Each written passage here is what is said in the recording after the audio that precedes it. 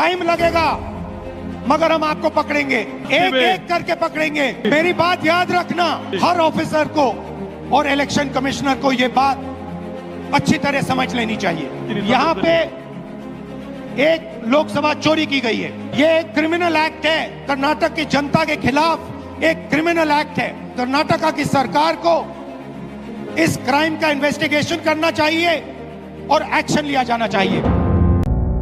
एक एक को पकड़ेंगे, संविधान पर हमला करने वालों को याद रखा जाएगा। राहुल गांधी बेंगलुरु के उस फ्रीडम पार्क में सभा कर रहे थे, जिससे कुछ ही दूरी पर है कर्नाटका के चुनाव अधिकारी का मुख्यालय।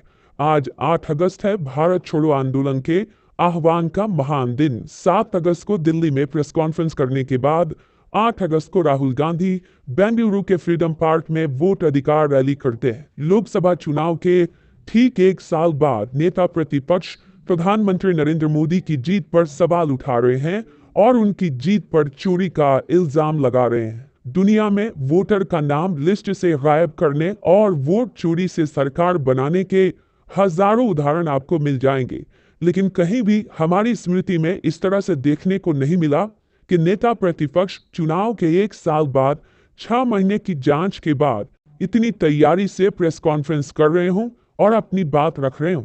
इसी तैयारी का आत्मविश्वास फ्रीडम पार्क में राहुल गांधी के भाषण में झलका। राहुल ने कहा कि चुनाव आयोग पिछले 10 साल की सारी इलेक्ट्रॉनिक लिस्ट उन्हें सौंप दे, वे साबित कर देंगे कि नरेंद्र मोदी चोरी से प्रधानमंत्री बने हैं। अगर नहीं तो जिस तरह से एक विधानसभा सीट का विश्लेषण किया गया है, वे 10 से 20 सीटों का भी कर सकते हैं। कोई नेता खुद को इस हद तक दांव पर नहीं लगाएगा। कायदे से प्रधानमंत्री नरेंद्र मोदी को ही चुनाव आयोग से मांग करनी चाहिए कि आयोग राहुल गांधी को सभी डेटा सौंप दे और बीजेपी को भी देश के सामने दूध का दूध और वाटर का वाटर हो जाना चाहिए। फ्रीडम पार्क से गरजते हुए राहुल गांधी ने कहा कि वोट चोरी बड़ा अपराध है और इसके अपराधियों को हर हाल में पकड़ा जाएगा। बीजेपी ने चुनाव आयोग से मिलकर कर्नाटका में लोकसभा के चुनाव के समय चोरी की है। मुझसे इलेक्शन कमीशन एफिडेविट मांगता है, मुझसे कहता है कि मुझे ओथ देना है, ओथ लेना है। मैंने पार्लियामेंट के सामने, पार्लियामेंट के अंदर ओथ लिया है, इस संविधान के सामने ओथ लिया है, इस पर हाथ डाल के वोट लिया है, इस पे हाथ डालकर ओथ लिया है। कर्नाटका के चुनाव अधिकारी ने राहुल गांधी से कहा है, शपथ पत्र दीजिए। राहुल गांधी ने अपना जवाब दे दिया है। उनकी बातों का यही मतलब है, शपथ पत्र नहीं देंगे। राहुल गांधी को जेल में डालकर केस में फंसाकर रोकना मुश्किल लगता जा रहा है। वे बहुत आगे निकल चुके हैं। वोट चोरी का आरोप राहुल गांधी का नहीं होना चाहिए। किसी भी नेता को, किसी भी नागरिक को यही करना चाहिए। अगर वोट की चोरी होने लग गई, वोटर लिस्ट को लेकर भरोसा हिल गया, फिर इस देश में कम से कम वह लोकतंत्र तो नहीं बचेगा जिसके लिए इस देश के लोगों ने 150 साल तक लड़ाइयां लड़ी और कुर्बानियां दी हैं। याद रखिए, नरेंद्र मोदी 25 सीट की मार्जिन से प्रधानमंत्री हैं। एक सीट हमने दिखा दी कि चोरी हुई है। 25 सीट वो 35,000 या कम वोटों से जीते हैं। अगर हमें इलेक्ट्रॉनिक डेटा मिल जाए, हम साबित कर देंगे कि हिंदुस्तान का प्रधानमंत्री चोरी करके प्रधानमंत्री बना है। पूरे देश को यह सवाल पूछना चाहिए कि इलेक्शन कमीशन इलेक्ट्रॉनिक डेटा और वीडियोग्राफी क्यों नहीं दे रहा है। मैं लीडर ऑफ ऑपोजिशन हूं, मगर मैं अकेला नहीं बोल रहा हूं। हिंदुस्तान की सारी राजनीतिक ऑपोजिशन की पार्टियां ये सवाल पूछ रही हैं। क्या राहुल गांधी को बोलने से रोक दिया जाएगा? उन पर कानूनी मुकदमे ठोक दिए जाएंगे और सवालों को इसलिए किनारे कर दिया जाएगा कि उन्होंने शपथ पत्र देने से इनकार कर दिया। अगर चुनाव आयोग ने इलेक्ट्रॉनिक वोटर लिस्ट दे दी होती तो महादेवपुरा की सच्चाई निकालने में 6 महीने नहीं लगते। चुनाव आयोग को स्वायत्त संस्था इसलिए बनाया गया है ताकि इस पर किसी के बॉस होने का आरोप न चिपके और न किसी के गुलाम होने का।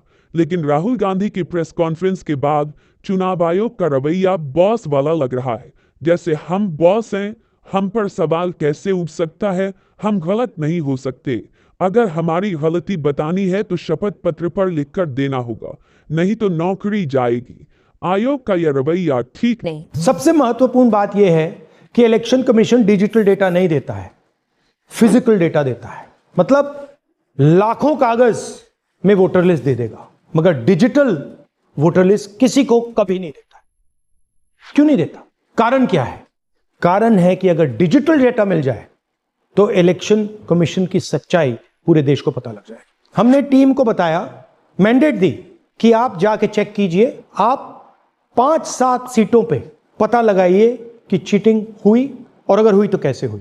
टीम ने हमें एक दिन बताया कि 5-7 सीटों पे काम किया ही नहीं जा सकता। क्यों?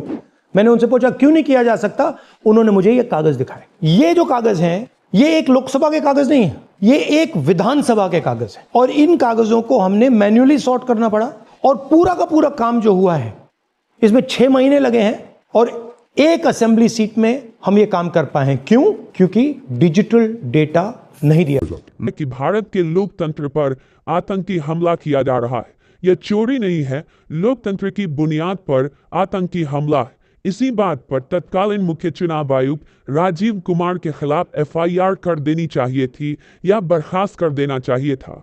क्या चुनाव आयोग शपथ पत्र दे सकता है कि वीडियो फुटेज की जांच करने में 3600 साल ही लगेंगे? 3 साल या 30 दिन में यह काम नहीं हो सकता? एआई के इस दौर में इस तरह की बातें बकवास है। पूर्व मुख्य चुनाव आयुक्त बकवास कर चले गए। मैंने जैसे कहा 21वीं सदी है, एक हार्ड ड्राइव पे आप पूरा डेटा रख सकते हो। 100 साल 200 साल का डेटा रख सकते हो, जितना रखना है रख दो। मगर इलेक्शन कमीशन 45 दिन में सीसीटीवी को खत्म करना चाह रहा है, वोटर लिस्ट नहीं दे रहा है। तो they are colluding with the BJP, they are helping the BJP destroy the election system in India. Video footage देने का नियम क्या इसलिए बदला गया कि हरियाणा से लेकर महाराष्ट्र में शाम 5 बजे के बाद मतदान में अचानक तेजी के दावों की पोल खुल जाती?